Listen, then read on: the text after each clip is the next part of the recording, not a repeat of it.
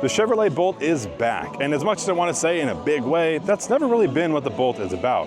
This is going to be based off of the outgoing Bolt EUV that we saw take a bit of a hiatus, though we are in Hollywood, and every once in a while you take some time off before you come back with the sequel. But Chevy says this is back for a limited time. What that means, we don't yet know, but this is going to be a 2027 model year, available early 2026. Let's tell you what we do know about this model and why not only it's back, but why you should consider one if you're looking for an affordable EV.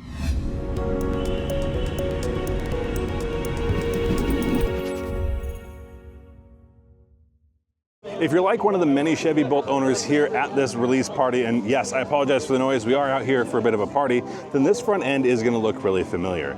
It is somewhat related to what we find in something like the Equinox, but it does feel a little bit last generation. The biggest update is going to be what we find in the headlight assembly, which has sort of a hockey stick or maybe a subdued hockey stick look in an inverted pattern, but some of the other changes are going to be more significant and more impactful. We'll find those as we get inside. So for the front end and the general aesthetics of this, it is a lot of carryover, but one thing that didn't carry over that is going to make the biggest impact is what's happening here under this charge port. It's the same location, but if you pop this door open, instead of finding a CCS connector, we're going to find an NACS connector, which means this is the first Chevrolet model to get that feature. And since this is sort of an in-between version of what this is and maybe what it ends up being, this is a really interesting feature. But most importantly, it increases charging speed, and that means now we're up to 150 kilowatts. Not blistering fast, but anyone who owns a Bolt right now has been stuck at 50 kilowatts. No longer are you going to be waiting an hour to charge. In 26 minutes, you can get 10 to 80%. It is still going to be that 65 kilowatt hour battery, but in this case, it's an LFP,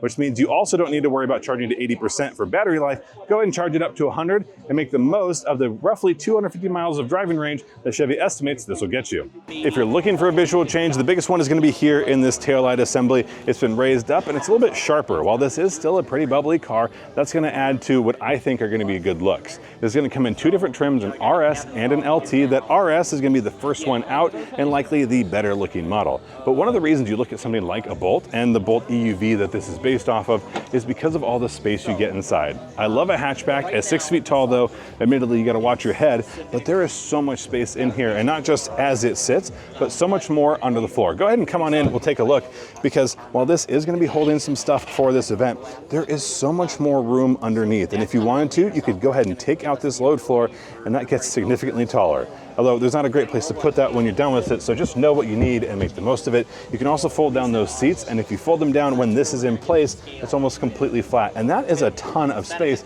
in a vehicle that itself is pretty small. At 6 feet tall, when I hop in a vehicle this small, normally I'm running out of headroom quickly. But if I sit bolt upright, sorry for the pun, I still have probably 2 or 3, maybe even 4 inches of headroom and plenty of legroom to boot. But let me take you inside and show you what this looks like, because this interior is going to be slightly changed from the outgoing model. Let's see if I can go ahead and get that dinging to stop. Now, as far as the screens, it's gotten bigger. Not just a bigger driver display, but also a bigger infotainment screen. And that means, well, more real estate for you and your operating system. In this case, though, it's still going to be a Google operating system, not one that you're projecting from your phone.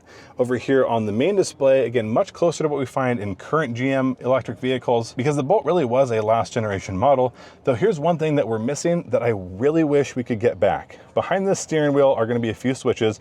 On the left-hand side, it's forward, backward for your track. On the right-hand side, it's volume.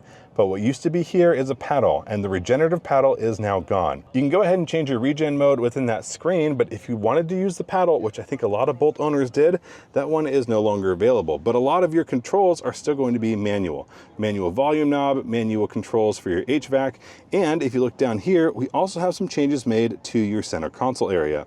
In this case, we're looking at a Qi wireless charging mat on the left-hand side, not quite enough space for a second phone, or at least not a large phone. Down here, we have a little bit of a storage cubby, just a couple inches deep, and then below that is a pretty open floor area with adjustable cup holders. You can see these pop in and out. You'll also find those here in the center console a little bit higher up. But before we go there, let's take a look around the backside where we find your 12-volt power as well as USB-C ports. Now let's go ahead and move on up from there. That's where the driver's cup holders are going to be found. These again are adjustable. You can go ahead and take them in or out. If you have larger cups, larger items, or you want to use it for a broken up storage. And then here in the center console, it's going to be nice and thin. This vehicle is pretty small, but it is also very deep. So there is quite a bit of storage space, and that's just what we get in the center console. If we move up to the door, just for example here, we have room for a pretty large water bottle as well as additional storage behind it. And up in front of the passengers, we have cubbies here, both left and right hand side, and then a deeper cubby here. This is probably where your passenger is going to go ahead and put their cell phone. But that's for the folks in the back. Let's go ahead and crawl in the rear and look at the space there. It's not going to be quite as nice as we found up front, at least in this model here. We don't have the multicolor panel there in the door. As you can see, there's a lot of difficult lighting.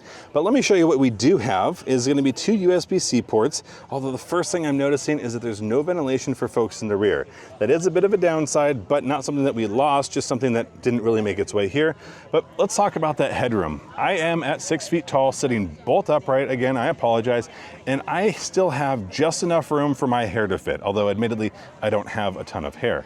But there aren't a whole lot of vehicles in this size category at this price point that are electric that I can do something like this in. There are a lot of other, I don't know, svelty looking EVs, but they end up with pretty tight roof lines. That's for aerodynamic efficiency, but I think there's plenty of range here and usable space. I wouldn't want to put too many of me next to me. You can see kind of the space here. This isn't any bigger than it used to be, just millimeters different, and that's mostly going to be in things like bumpers, but you can certainly fit 4 adults in here and have plenty of room. So the Bolt is back, and honestly, I couldn't be happier. I just hope that it's going to be back for a while, or if they're going to make any changes to it, that those happen sooner than later. But what they have changed, I think, is pretty significant. Not only is it still going to be very affordable, but things like the power upgrade, not just the slight increase in range, but really how much quicker you can charge it, means this is so much more usable than it used to be. Plus, with this change to the powertrain, you can also go ahead and offboard that power with the GM Home Energy Backup. You will need an adapter, NACS to CCS, but you order that through Chevrolet, and you'll be able to tap into your Bolt's battery for home battery backup. Plus, we do have a little bit more power. I don't know if I mentioned that earlier, but it is going to be using the same sort of powertrain we find in the Equinox, which means 210 horsepower up front, 10 more than the outgoing model, but we don't have final torque numbers because they really still are trying to dial some of the things in. Hopefully this is arriving in 2026 in a space where people are really excited to see it and ready for more. But what happens on the back end? If you want Supercruise, you can get it, just not immediately available, which is a bit strange because it was available on the EUV, but again, we'll have to wait and see. The future of this is uncertain, but where it's at right now is exciting. I hope this lands and people buy it like wildfire. And I don't know how it'll pair up against the Equinox, but it is going to come in a little bit less expensive. So let's see if folks want something small, practical, and fun, and whether it's worth completely redoing, or if this limited run GM has is going to be more limited than maybe it ought to be. Thank you so much for watching. If you have any other questions, comments, or concerns, go ahead and leave them down in that comment section below. If you haven't found us on our podcast channel, that's here on YouTube or wherever you listen to your favorite podcast. If you love our fun and quirky merch, you can find that at aoamerch.com. Till next time, I'll see you down the road.